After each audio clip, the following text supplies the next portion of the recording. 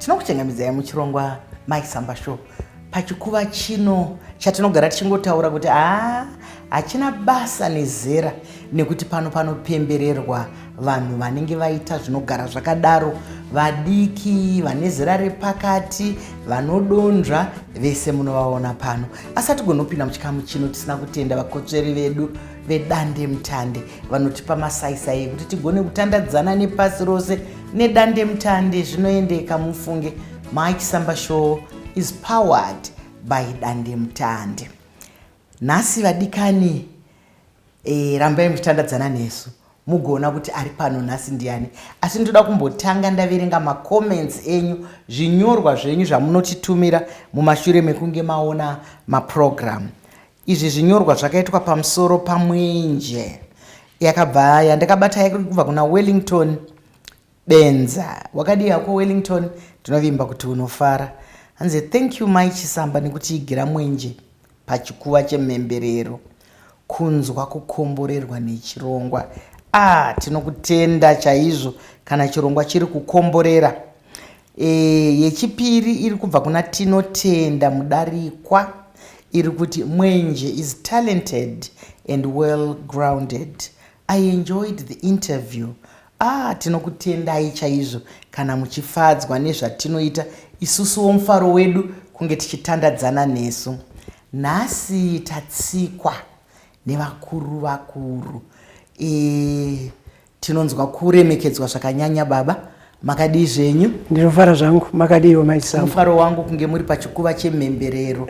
Ndinoda kutenda nemukana wamatipa wokuti tikurukure nemi. Tinokuzivai senyanzvi mukuimba kare kare. Asi basa rakanaka. Hanzi Mwari vanopa simba rinokwana. Ndizvozvo. Haunete, unoramba uchingoenda mberi uchienda mberi. Asi zvandingadei pachikamu chino, ndingade kuti muzvisume kunyika kuti zita renyu chairo munonzani, munobata sei, nokuti mamazita aka ndepastage, mamwe ndezvikuva zvakasiyana siyana, nenhoroondo yekuti makasvika sei kuziva kuti zvandogona kuimba, nekuti munhu kazhinji pamwe hauzive zvaunogona kuita. Tombotanga nezita renyu mozondipa kanhoroondo. Zita rangu ndinonzi Mechanic Joseph Manyeruke. Zita iri rakabva pakurohwa yatinoti kuripeya kana kuvandudza mapoto anenge aboka. Mukoma wangu aigadzira zvinhu izvozvo, saka haana kuziva umakanika hwemota noumakanika hwokukoma marata aya, saka akafunga kuti iye ndimakanika. Pandakazvarwa ndokubva akumbira kuna baba kuti ndoda kuti mumupe zita rebasa rangu. Amazviona ka? Saka ndokubva ndapiwa zita rokuti makanika. Otherwise kana tichispela zita redu, it's M-A-K-A-N-I-K-A. Makanika. Makanika chaizvo. Pakuzonotora chitupa nokudii kwese ndo pakasvika akanyora zvataiti zvitikinyani ka. Ndo pakanyorwa zita rokuti makanika nokuti wanga ari murungu. Ndokubva angonyora zita iroro. Aiwa hazvina mhosva, tinozvitenda zvikuru kuti muri kutakura basa remukoma wenyu aitoziva kuti imimika muchaita makanika wekuimba zvemumhanzo. Semubvunzo wanambobvunza kuti makasvika sei kuti muzive kuti munogona kuimba, zvakauya sei? Kuti ndizive kuti ndinogona kuimba 1956 ndakuita sub B. 1956? Ini ndine makore 4. Ndakuita sub B ku St Patrick's Mission kuGweru kwaChondora uko. Taiti kana takuvhara zvikoro pane dzimwe nguva kune zvimakwaya zvatainzi rongai muite tumakwaya. So that kana vabereki vauyawo kuti vazoona kuti vana vavo vari kuvhara zvikoro zezhinji vanzwe kuropafadzwa sechikoro semission school. Saka yanga iri mission yechechipi? Anglican. St Patrick's Mission Anglican Church. Saka ndo chechi yainda vabereki vedu. Saka ndo kwa zvakatangira vachiramba vachingodaro. Saka imwe nguva ndakazoona kuti ko kana tichiita zvimakwaya izvi zvokungoimba nomuromo taimba dzimwe dzatisingazi kuti dzinoreve. Kana chibhamu chiwawa chiwiki wanga usingabozi kuti zvinoreva kuti saka ndakazonzwa kuti voice rangu kairi ndingagone kuimba nokuda kwokuti mukoma wangu airidza gitari. Iye aigadzira mapotofoto mudiki kuna ivavo wairidza gitara but wakanga asingadi kuti ndibate gitari rake agoona ndichiriridza. Waindi unoita tsotsi. Toziva kuti mazuva iwayo zvaitoda kunge uri munhu anozvibata kunge uchibata magitari. Nokuda kwokuti vanhu vaisaziva uniform yemunhu anoridza gitari neuniform yemunhu anoenda kubasa. Saka vana manyanyato vaya vaimba dzimbo dzavo dzechindevera ainge akapfeka majaka anenge majaka aya zvikumba zvembada chichi zvaanenge akangomonera. Saka aitika akaziya kudai zvinenge zvomunhu akarasika pfungwa. Nyamba dzaive uniform. So ndakaramba ndichingofunga kuti ndofunga kuimba ndingakogone. Zvisinei ndisingatori nguva yakareba pachinhu ichocho. Ndakazouya muno muHarare ndobva ndajoina Salvation Army.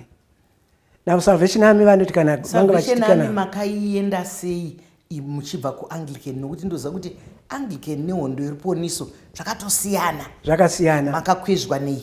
Ini ndakakwezvwa nokuda kwokuti ndauya muno Anglican yaiveko kuBorodero. But ndaibvakacha nomunhu aienda kuSalvation Army. Saka ndiye akandikwezva vakati chechi of which church iriko kumusha kwedu Salvation Army. Saka ndaingoona kuti vabereki vese vazhinji vari kumusha vanopinda Salvation Army. Saka ini ndauya kuno ndakokwa nomunhu ati hende ndinopinda Salvation Army ndinogoregerei nokuti already iriko kumusha. Andimazvoonaka. Saka ndokuenda kwandakaita ikoko ndichisiyana neAnglican Church. Ndazo vaiti kana gore richinge ropera vaita yaivaiti Christmas Festival. Yavaita mitambo yokuunganidza mari kana kuti mbatya dzavaikumbira mumayadhi umu. Madzimai vaenda vachinokumbira varungu mbatya dzokuti tipe vanhu kuchipatara nezvikafu zvainopiwa vanhu kuchipatara ikoko zvakawanda zvakadaro. Saka ndokubva ndauya ndikaona vari kuridza magitari muchechi ndikati ya chechi inotoridza magitari. Ndokubva ndafara chaizvo kubva ipapo. Ndo chechi yandakudai. Ndo chechi yandakuda. Anditi mazvoonaka. 1973 ndakaenda joina kwaya yekuSalvation Army. Uko ndichiridza hangu gitari taveneka mungachikwata kaveko Harare Citadel Salvation Army kainzi magospel singers. Ndochibva ndajoiniswa kwaya iyi ndokubva yati pakati perimwe gore 1973 I think 73 chibva tanzi kuSouth Africa kwaya iri kuenda kuSouth Africa. Saka zvikanzi vemagitari gadzirirai manyero kugadzira gitari rako nevakomana vaunoimba navo. Ndobva taenda kuSouth Africa nekwaya inoone gitari rangu neshamwari dzangu. Takasvika tikaimba Mwana Muparadzi. Ndakaimba ndichiratidzira zvaive zvakaita Mwana Muparadzi. Handina kuziva kuti zvakabata mwoyo vadzidzisi vakuru chose vakanga varimo vasina kuzonditendera kuenda nevamwe vangu kwatairara. Vakati tinoda kuenda kuti munonopeshwa. Zvikanzi tiri kuenda naye kumba kwedu navafundisi vavo. Ndakazodzoka rara chimangwana. Izvozvo zvakandipa kuti nditi Mwari mazviita zvenyu. Vakafara chose nezvandandaita zvomwana wakarasika kuratidza kurasika chaiko. Ndakapfeka hembe dzandakandaisa musaga for 3 weeks tichimirira kuenda kuSouth Africa. Saka dzakadzanyasounyana zviya zvokuti kubva kwadzo kwaitoonekwa mamvemve aya zvakaitwa nomwana muparadzi chaizvo. Ndizvozvo chaizvo tinokutendai nenhoroondo yakanaka, nhoroondo inobata. Munoona kuti kana Mwari vaine chinangwa nemunhu vanomupfuudza, vanenge varonga. Kana hanzi Mwari vanotanga vambofamba ivo vozoya vokutora kuti ufambe. Ndinoziva kuti ndiri vamwe vekutanga kuimba, kutsikisa, kuita magospel nenge singers. Makatanga sei kuimba nziyo dzechitendero? Nziyo dzechitendero somunhu ndagara ndakangonzwa simba rangu rose nepfungwa dzangu nemwoyo wangu zvichindituma pabasa iri kuti ndiimbe. Ndakazotanga ndiri kuBorodero ikoko ndichisenza kuBorodero, ndaenda kuSalvation Army uko. ndokubva ndanzwa vanhu vachingoti ko wadii kurekodha ndobva ndaenda kuvakuru kakuti ndirekodhe svika nevakuru Salvation Army haibvumi kuti murekodhe mugotengesa shoko raMwari haritengeswi. Ndikati vakomana zvamunoona zvoni izvi kaizvi muchazozviona rimwe zuva zvichiitika nemumwe muitiro. Sezvinei Mwari vakaramba vachindichovha. Asi makambotsikisa here musingatengese? Ndakatsikisa tisingatengesi. Mwana mupara iyo yanda ndichiti mwana muparadzi. Takatsikisa isingatengeswi. But zvazodaro ndakaramba nakungokurudzirwa nevanhu vanorekodha vacho kuti uyati kurekodhe. Aripo ainzi Timon Mabaleka. Kana kuti zita iroro tairinzwa tichikurawo. Kana asiri Timon Mabaleka aripo aibva kuHurungwe ainzi ndareva zita rakaisenza pamwe chete nana vanhu vazhinji vandakukanganwa mazita yainguva yana Dominic Mandizha nana Webster Shamu the honorable. Saka ndakaramba ndichingokwezviwa ndichingodaro ndokubva ndanorekodha. Ndarekodha kudaro hapano pakuti dzinofanira kutengeswazvo. Ava vaita business irecording company. Chiendai kune vanotengesa vacho zvikanzi aiwa gospel music haitengeseki. Hakuna zvinhu zvakadaro, handifungi kuti tinozviaccepta. Saka muridzi wekambani ainzi Julian Howard akati imbondipai munhu yeye ndimuone. Ndobva ndauya patelephone exchange apa ndipo paive nemaoffices ake. Ndobva andiona akati ndoda kuteerera single yako yawakaita. Ndobva ateerera single yangu yandakaita. Akati chakaipa ipapa pachi.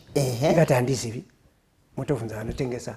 But sezvinei akati aiwa reka ndivafonere. Ndobva vafonera kanzi why don't you try him? Ndo chirungu chandakanzwa icho. Can you please try him? Ndikaedzwa zvichireva kuti zvakazogamuchirwa nemuto uri pamusoro. Pasina nguva ngani ndokubva ndagadzira LP yangu. Pasina nguva ngani vauya varungu ndikaimbodzoka kune vechidiki vamazuva ano. Kareko kwaive nemarecords ari mazidhiski mahombe. Madiki ndo ainzi single, mahombe ndo ainzi LP nokuti yanga iri long play. Andizvedu ndo mamira zvakati ndobva ndaita long play yamuchiri kutaura iyo ainzi Zakeo. Ndobva vauya varungu mapromoters evarungu vachibva kuUK. Ndobva vasvika kugirama kwacho vakati tiridzireiwo dzimbo dzevanhu vakadai. Ndobva varidzawo yangu zvikanzi uyu munhu anoridza gitari rakarega but ane gitari rine sound inonzi distinctive sound. Ndakandisingazvi kuti zvinorevei. Inonyatsonzwika. Zvinonyatsonzwika zvazvaireva. Saka tinomuda uyo munhu kuti auye kuUK. Maifamba naMwari wenyu? Ndaifamba naMwari. Munoziva kuti pakauya foni ichisvika kubasa ndichishedzwa nomurungu kuti uri kudiwa pafoni trunk call. Ainzi matrunk call. Ndobva ndataura naye murungu anonzi Martin Goldschmidt. Ndikati ndokubatsirai nei? Zvikanzi uri muimbi kaiwe? Ndikati hongu. Zvikanzi saka tiri kuda kuti ukwire ndege musi wechipiri musi weSunday. Uye kuno musi wechipiri unosvika Monday kuseni. Chipiri tinenge tiri muFriends Meeting House. Matine tichita video yako nedzimbo dzako. Ndikati ina handina chirungu chakawanda chandinotaura. Zvikanzi don't worry, zvaunotaura izvo zvinozvinzwa. Tine vanhu vakawanda vanouya vasingagoni zvachose but tine matseketedzero atinoita. Ndikati zvakanaka. Ndakanzwa hana yangu kurova. Varungu vakuru ndokubva vaudzwa vandaiseva indaisenza madirectors. Ndaisenza kudepartment remadirectors. Zvikanzi munhu wenyu ari kunzi ngauye kuUK. Nokuda kweiko kuimba kwake. Ndakashedzwa nomukuru wekambani ainzi Royland aimboverenga News Zero Dija Broadcast. Royland akandishedza ndiye anga ari chairman waAnglo American. Zvikanzi iwe uri kuenda kupi? Ndikati ndiri kunzi ndiende kuLondon. Munhu akushedza unomuziva? Ndikati handimuzivi. asi vakatuma munhu akauya kuzonditora mapikicha ndakuziva kuti ari kutorera mapikicha haana chaakandiudza zvikanzi munhu uri kunogara naye mwana wanzvadzi yangu. Handiti munoona kudondana kwazvinoita apa iye anga asingazvizivo kuti uyo ari kusenza basa rokuzi azoshedza handipazviona zvikandiaoni kuti ndakanzwa kukudza Mwari chose. Usati wambokwira ndege uzoonekwawo kukwira ndege atinovhundutsaka ende kareko ndege dzanga dzisingangokwirwa kwirwa. So chakandifadza ndechekuti ndasvika hangu ikoko ndakaitirwa mashow anenge 3-4 because takazoenda kuScotland. After Scotland kabva taenda kuSweden. Ndiyo nguva yokungovhakacha nguva shoma about 2 weeks ndichibva ndadzoka. Varungu vanga vasati vamboenda kune dzimwe nzvimbo dzandakasvika even kuScotland kwacho. Vanga vasati vasvika ikoko asi vari maBritish zvavo. Vakati iwe ungaende sei kunyika kwedu unoziva kwatisina kuenda isusu. Ndikati Mwari wangu ndo zvaabvumira. Ndizvozvo chaizvo. Handimazvona. So ndiri kuti inini Mwari vanokupa sokukumbira kwawaita. Mwari vanokupa sokufamba kwaunoita. Ndizvozvo chaizvo. Ndakakudza Mwari kubva ipapo. Handizivi kana mune zvimwe zvamunoda kuti. Aiwa handizvozvo nhoroondo. Inhoroondo yakadziya, nhoroondo inohudzami nekuti kana vanhu vakuzongokuonema kunzi ndo malegends vanhu vanongashamisa kuti ulegend hupi hune nhoroondo, hune muhwezva, hune kwazvakatangira. Asi ndinoda kukukorokodzai baba nekuramba muri pachirindo nekuti muri kutaura makore akare, mataura 1956 kuti mama kutorakidza kuimba muchiimba pachikoro makore akare kare. Asi hamuna kuneta. Ndinoda kuti kuvadiwa vatariri nevateereri kana muine ndima yamuri kuita musanete. Zvinomboita sezvinonetsa, zvinomboita sezvinopunzika, dzinomboita sezviri kusiri kuteerwa, asi mukaramba muri pachirindo muchazobuda makupembererwa. Nhasi baba Manyeruke vari pachikuva chino chemhemberero nemabasa avakaita. Ndakaona makaimba panziyo dzenyu, makaimba ndinamatire ndigokunamatirawo. Zvakakoshei kunamatirana? Zvakakosha kunamatirana nokuda kwokuti dzimwe nguva rako simba wega musi rinoita shoma, asi pakave nomumwe anoti anonamata achitaura zita rako, achitaura upenyu hwatingadaro tichirarama tese, zvine simba izvozvo. Nokuti munhu anokunamatira kana akakunamatira nomwoyo wose zvakatokunda iwe kunamata kwako, nokuti anenge achisa rudo rwake kwauri nokuda Mwari kuti munhu uyu wandiri kunamatira uyu tiri kuda kuona achibudirira. Izvozvo zvinokosha. Mashoko makukuta mataura baba nekuti dzimwe nguva pamwe wega unenge wakaremerwa utadza kuchinamata. Dzimwe nguva unenge uine mibvunzo yakawanda zvino munhu waunenge uchibvunza ndiMwarika haugoni kubvunzana naye. Asi kana mumwe munhu ari kukunamatira, rwiyo runokomborera, rwiyo runofadza, rwiyo rwatinofarira zvikuru. Ndakaona zvakare makaimba rwiyo rwakanaka rwekuti ndaiti ndazorora. Ndaiti ndazorora, kana munhu achiti ndaiti ndazorora, mukangotaura papfungwa kuti ndaiti ndazorora zvinoita sekunge munhu akanga afunga kuti azorora asi hapana zororo raanga awana. Mungapinde murwiyo rwenyu here? Ichokwadi unenge munhu asina kuzorora. Zvinoitika ndezvekuti kurudzi rwedu savanhu vatema, pakarwara munhu pamusha, vanhu vanoda kuenda kunana tinoziva, vonoudzwa zviri mumusha mavo, ndo zvavanenge vachitsvaka. Zvino zvinoitika ndezvekuti izvo ndakafunga nokuda kwokuti sekuru vakange vakura vachembera vakuda kufa, vakarwara vakaendeswa kuchipatara vakafa, panosara pachirwara kamwana kaduku, vanhu voenda kudzin'anga. Onzi sekuru vanoda kapiro. Anzi onzi sekuru havafe vega. Vamwe ndo zvavanoita kuti sekuru havafi vega. But chinoitika ndechekuti vaenda ikoko vanonzi nekuti musi wavakafa makauraya mombe isiri bhuru ravo. N'anga yosvika yoti sekuru vakagumbuka chose ndosaka kamwana karwara. Hamuna kuvaurayira bhuru ravo. asi munomboziva chi vaiti kana vachienda kunovavona sekuru sekuru munoita zvakanaka vazofa sekuru vakandidzidzisa chikoro vakandiitira zvakanaka chaizvo ngavazorore muri kugare asi mumashure mamazuva mashoma makunovatsvaga zvakare saka ivo vanoti kana vachinzarwa votiwa pavairwara pai vaiti vana vangu manetseka regai ndizorore zvangu vanenge vachiona mari dzichibuda vanhu vasingarare vanhu vachitambura handiti mazviona saka vaiti regai ndizororeka zvangu musandirapise henyu regai ndizorore saka ndaiti ndazorora asi vakunditsvaga zvakare vakuti ndindarwari saka mwana ukuti havana kuraya bhuru vakuenda kugata saka ipfungwa yakangouya mandiri yakadzama chose yekuti ndakabvunzwa mubvunzo iyi even navamwe vanhu vakuru vandisina kufungira kuti vangandibvunzi nyaya iyi achiti zvaireva ichi ndikati ndo zvazvinoreva nokuti kazhinji kana munhu akarwara pamusha vanhu vanoda kuziva kuti chiri kumurwadza chii pakafa munhu mukuru pamusha hazvine mhosva kuti vanga akadzurwa nendove kumusana but vanoda kuziva kuti chii chamboitika kuti afe.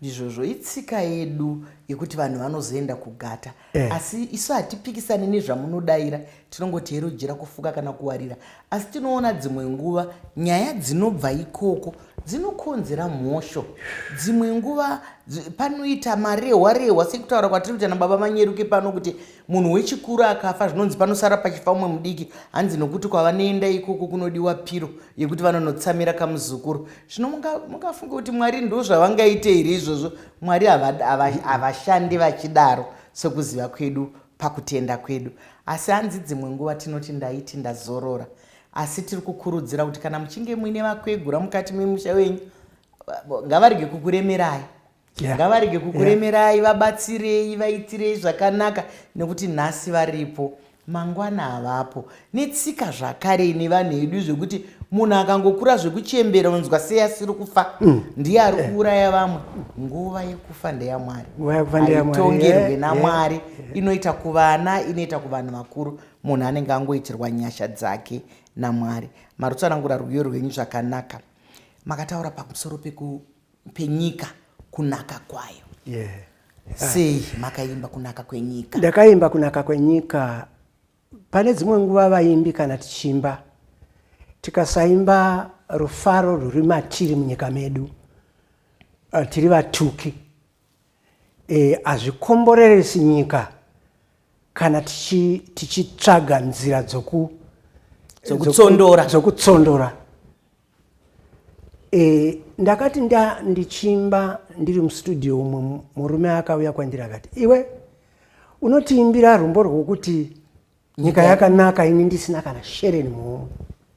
Ndikati haisi nyaya yokuwana shereni muumwe inyaya yokuti nyika yakanaka kana ichinzi yakanaka nokuda kwako.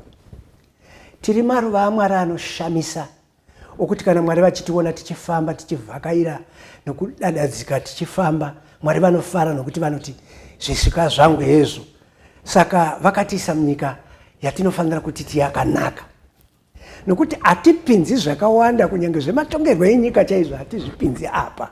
Kana tichizvipinza tinoita kutonamata kuti vematongerwo enyika pindai apa tiudze Mwari kuti zvishayo zvedu ndezvizvi kuitira kuti zvakanaka zvingovepo nokuti ukazoti waimbirei kuti nyika yakanaka aiwa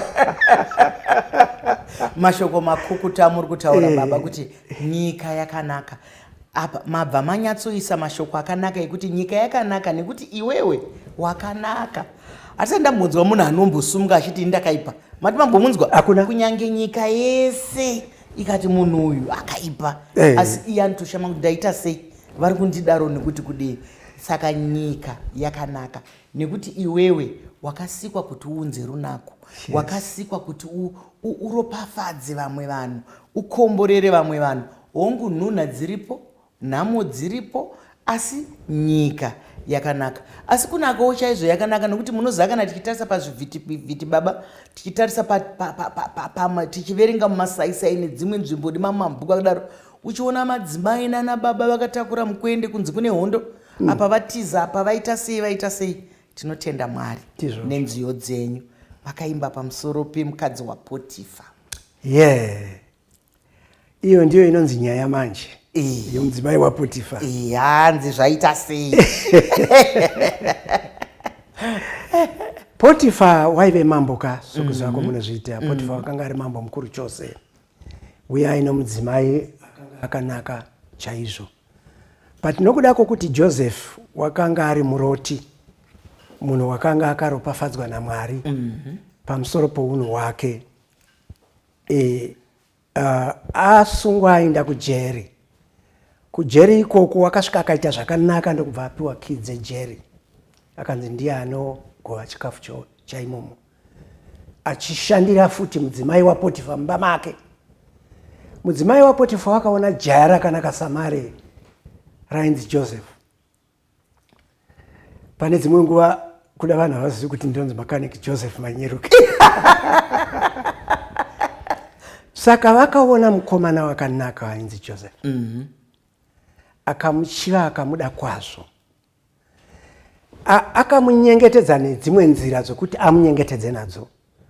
Asi Joseph wakati ndakatenderwa kubata zvinhu zviri muno zvese nekuchengeta vanhu vari muno, ndakarambidzwa chete kubata mudzimai wenyu, ndakarambidzwa kubata iwe nekuti uri mudzimai wamambo.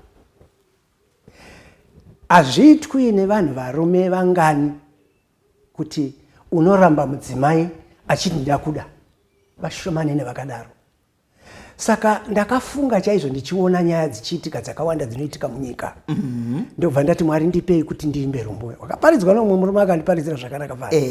Ndikabva ndamutaurira ipapo ndikati iyi ndinonoita chimbo ichi chaJoseph nomukadzi waPotifa. Chimwe chimbo changu chandinofarira panziyo dzenyu dzamakaimba. It's a challenging song iyoyo yokuti vanganiko vanoramba kuzvinhu zvakadai, nokuti chero munhu akati heri dhora unotenga, chero unaye $20 mumwe, $50 mumwe, unogamuchira. Ndizvozvo. Nokuti mari yakanaka. Nziyo dzenyu hatigone kudzipedza nekuti dzakanaka, asi ndinoda kukukorokodzai baba nebasa ramuri kuita.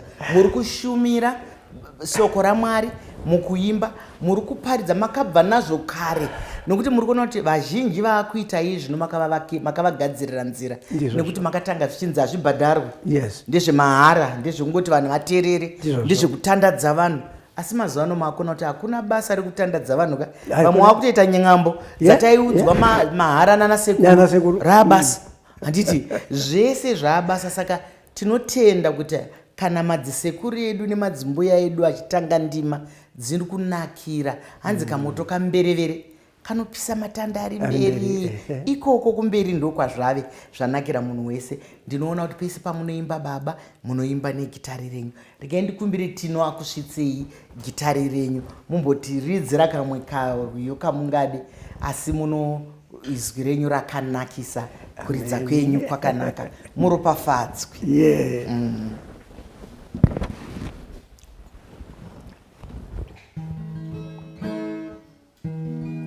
Ndine chimbo chandakagadzira bongo mazuva ano zivano, chandinoti ndinoda kuvhunza Mwari kuti nzvimbo yangu iri here kudenga uko.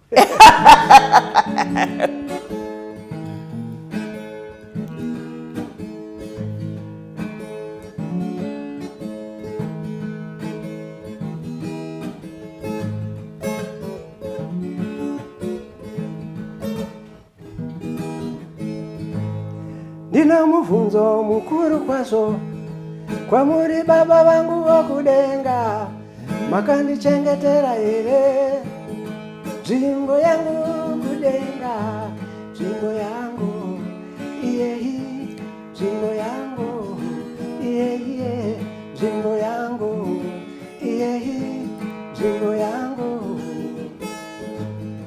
ndichengetereiwo nzvimbo yangu. Mwari baba vangu vokudenga, ndichengetereiwo nzvimbo yangu. Mwari baba vangu vokudenga, kana ndauya ndigaremo nzvimbo yangu iyeyi, nzvimbo yangu iyeyi, nzvimbo yangu. Zvepasi pano ndakagadzirisa chokugara chaipo ndinapo, zvipfuwo makandipa Mwari wangu, nzvimbo yangu Mwari wangu nzvimbo yangu, Isha wangu nzvimbo yangu.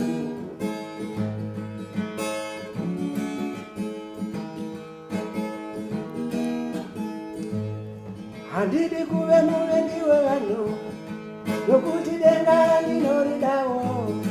Handidi kuve muvengi wevanhu, nokuti denga ndinoridawo. Iye, iye, iye, iye.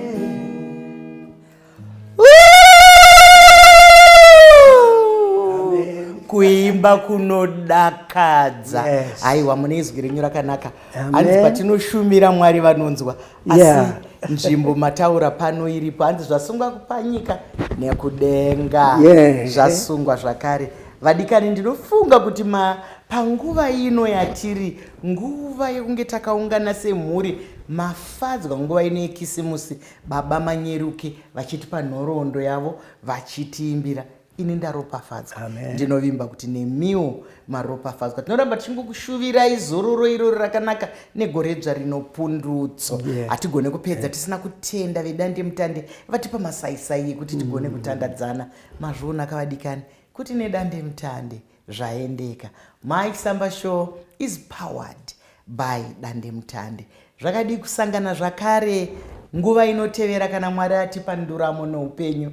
Ndini wenyu Dr. Rebecca Chisamba, kana chatsvuka chikakwata hachidzoke mumashure.